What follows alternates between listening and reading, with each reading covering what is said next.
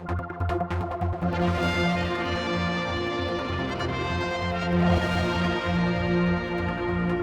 continuing our talk with Minister Cretney, another item I need to bring up is about the greenways. Now, we talked to this new group. We had some videos which we got off YouTube, which did get a lot of response. People were quite angry that they've been used, although they were in the public domain. I have to add that. And now some of those have been withdrawn from public areas. But the fact of the matter is, I haven't been able to get anyone to stand up and do an interview in support of it. Now, they've been on the phone to me, but they won't go in camera, or they're not ready to. So I have to come to you, really, to maybe for the balance on this. I mean, you've got this double-edged sword, haven't you? Yes, indeed. You want people to use them, but then you don't want them to abuse them. Well, absolutely.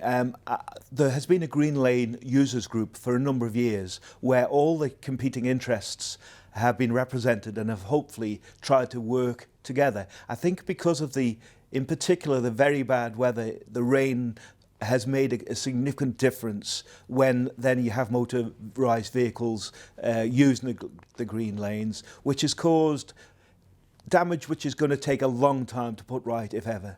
And so the present situation is that ministers, myself, the Economic Development Minister, the Treasury Minister, and Jeff Corkish represent tourism, and Phil Gorn wasn't able to be there but will be at the next one, have met with environmental lobby. We're then going to consider the points they've made, and we're going to meet also with the lobby which represents the other interests who at the moment legitimately can use these. Now, we've closed off the green lanes, a number of green lanes over the winter period to try and give them an opportunity to get better, if you like.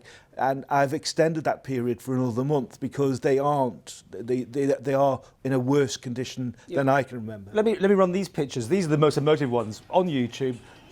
Guys chewing up the soil, flying into the air. I mean, anybody would be worried when they see those pictures. That's irresponsible use of those areas. Oh, you agree with that? I do agree with that, and I think the vast majority of people who use them don't act in that manner. And so it's trying to make sure that we can have areas where it's fine for people on motorcycles or four-wheel vehicles to continue to use.